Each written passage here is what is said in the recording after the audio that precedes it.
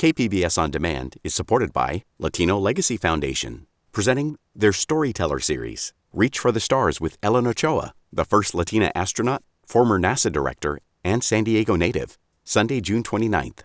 More at latinolegacyfoundation.org.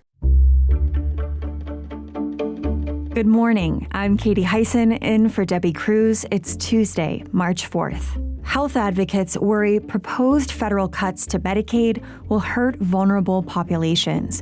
More on that next. But first, let's do the headlines. The Shelter Island Basin in San Diego Bay is reopening to civilian boaters. This comes after military crews recovered more than 15 tons of wreckage from a Navy fighter jet that crashed into the bay. The Navy jet went down on February 12th after its 2 crew members ejected. The cause of the crash is still under investigation. Over the weekend, San Diego FC played its first home match at Snapdragon Stadium against the St. Louis City SC. The match ended in a scoreless tie and broke attendance records, but an injury and homophobic chant dulled the celebration. The team's star player, Herving Chucky Lozano, left the game in the first half with a lower body injury. The second half featured 3 instances of an offensive chant frequently heard at the Mexican national team's soccer matches. The club says it will take immediate steps to address the fans' behavior and will put out a plan before its next home match. More rain is on the way. The National Weather Service says a weak atmospheric river will move into SoCal tomorrow evening, bringing widespread and heavier rainfall from tomorrow night through Thursday morning. Here's meteorologist Alex Tardy.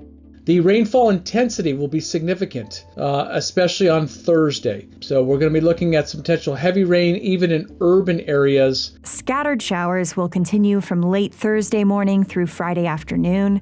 There's also a chance of an isolated thunderstorm or 2 as cold air moves into the area. If that happens, the main hazards would be lightning, heavy rain, erratic winds, and small hail. From KPBS, you're listening to San Diego News Now. Stay with me for more of the local news you need.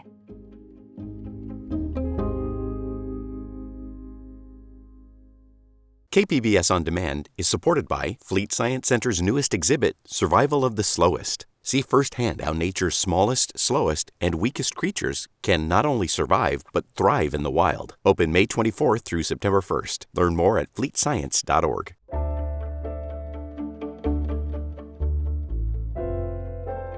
A new statewide poll reveals overwhelming support across all political parties for Medi-Cal, California's version of Medicaid health insurance for low-income residents. As proposed federal cuts loom, health reporter Heidi DeMarco says health advocates fear vulnerable populations could be at risk. A new poll shows nearly 3 out of 4 Californians across political party affiliations want to keep Medi-Cal unchanged. The California Healthcare Foundation and the University of Chicago found 2/3 of people polled say they are worried that Medi-Cal recipients won't be able to get the same level of care in the future. Medi-Cal covers almost 300,000 children in San Diego County. Myra Alvarez runs the Children's Partnership. It's an advocacy organization for children's health equity. She says Medi-Cal is a lifeline. Everything from emergencies to preventive care, to just going to the doctor to get those developmental screenings to make sure your baby's growing up right. Those are all critical pieces that Medi-Cal provides families. That peace of mind, that security that comes with having health insurance coverage. Health policy experts say if most of the proposed federal spending cuts come from Medicaid, it could mean a 10% drop in federal funding across the state. That could leave over 100,000 people in San Diego County without health care coverage. Heidi DeMarco, KPBS News.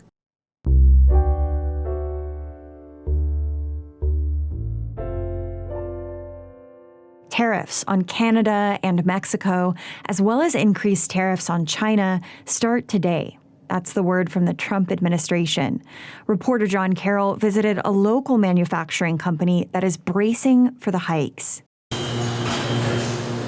It fluctuates, but between 80 and 100 people work in good-paying manufacturing jobs at High-Span Precision Products in Chula Vista.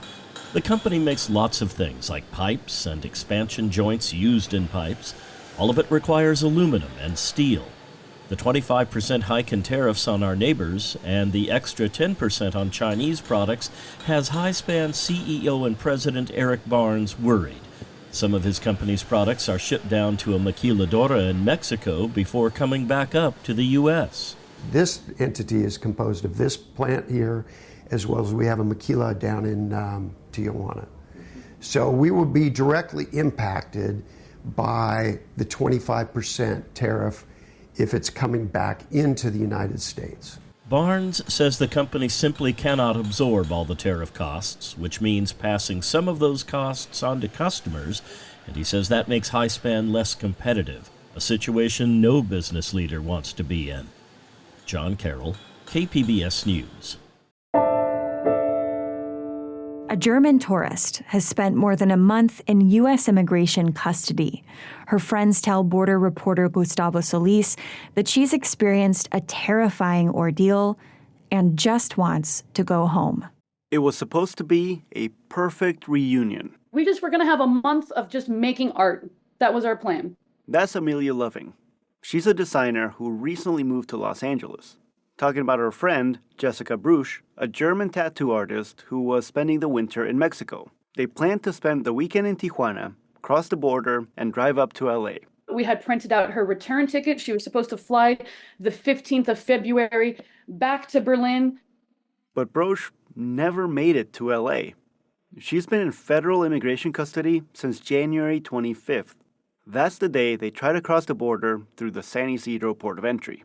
They look at Jessica's passport and then they're like, okay, she needs to go to secondary screening. And I was like, mm-mm. So I look at her, I'm like, I'm going to go right outside. I'm going to wait right outside for you. Loving waited 2 hours before a Customs and Border Protection agent delivered the bad news. She says the agent accused Bruch of planning to violate the terms of her tourist visa by working as a tattoo artist. And then she's like, here's what's going to happen. Your friend is getting deported. And I'm like, okay, there's nothing we can do about that. She's like, no, she's getting deported. I'm like, okay, fine. What's going to happen? She's like, she's going to call you in a couple of days from Germany. But that's not what happened. In fact, it would be 25 days before Loving saw her friend again. Bruch has spent the entire time in federal detention, where she's waiting to be deported. KPBS independently confirmed that Bruch is currently in federal custody. She was first detained by CBP and then transferred to the Otay Mesa Detention Center, which is run by Immigration and Customs Enforcement, or ICE. Neither agency would comment on the specifics of the case. I'm also like, I'm a dumb artist. Sorry, I don't know what to do in these situations. I don't know where to look. I post online, hey guys, help me out. I can't find Jessica. This is what's happening. Does anybody know what they can do? Those posts got thousands of views. And using publicly available databases, online sleuths tracked her down to Otay Mesa. One of those posts caught the eye of Ashley Paskin. I was actually just doom scrolling TikTok. Paskin lives close to the detention center. And at the end, she just said, is there anybody in the area that can put eyes on her and help? And I just messaged her. Paskin says she's not a lawyer or an activist. But something about the story just grabbed her. So she went to visit Bruch. I think mostly it was just the mom in me that was like, her mom hasn't heard from her and doesn't know where she is and no one had any contact with her at all. A few weeks later, and with Paskin's help, Loving was finally able to see her friend again. I was just like, oh my God, I was crying. I'm just like, I'm so sorry. I'm so sorry. I'm so sorry. I'm so sorry. And she's like, stop saying sorry. It's not your fault. And that's when Loving first heard about her friend's horrible experience in detention. She says it was like a horror movie. Like there's obviously people screaming from all the rooms around. Like they're just feeding her food through like a little mailbox hole. And she says she didn't have a blanket. She didn't have a pillow. It's basically a yoga mat on the ground and a toilet in the corner. Bruch spent 9 days in that CBP facility, which appears to be a violation of the agency's own detention standards that say they're supposed to only hold people in those facilities for 72 hours. Again, CBP wouldn't comment on the specifics of the case, citing privacy concerns. After 9 days, she says she started freaking the out and punching all the walls, and then there's like blood everywhere. Loving says she could see bruises on her friend's knuckles from that episode. Broche was transferred to the Otay Mesa Detention Center on February 2nd, according to a statement from ICE.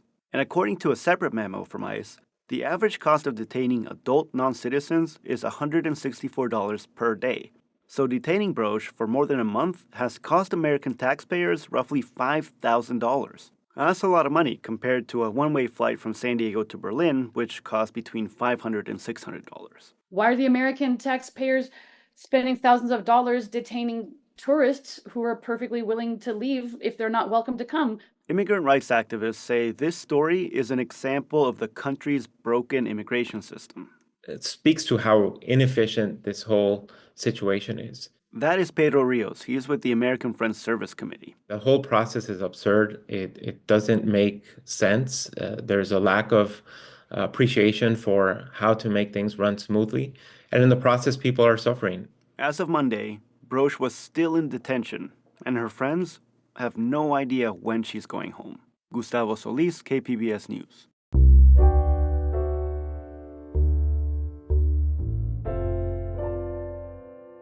The city of Lemon Grove has seen a huge increase in its homeless population.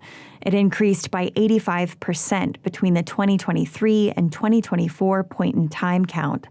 Reporter Melissa May says the city is now getting a big state grant to help with housing. Lemon Grove Mayor Allison Snow says the homeless population in Lemon Grove has increased to about 300 people, and about half of them live in encampments along State 94 and North Avenue. Now the city has been awarded more than $8 million in a state grant for rapid rehousing. The Regional Task Force on Homelessness will oversee the program. Tamra Kohler is the task force's CEO.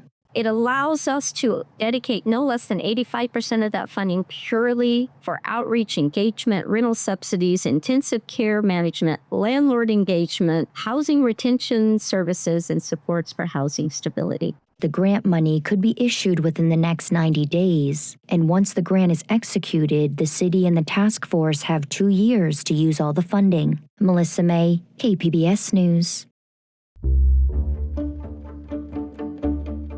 That's it for the podcast today. Just a reminder, President Donald Trump will deliver an address to Congress tonight at 6 p.m. You can watch or listen to it on kpbs.org. I'm Katie Hyson. Thanks for listening and have a great Tuesday.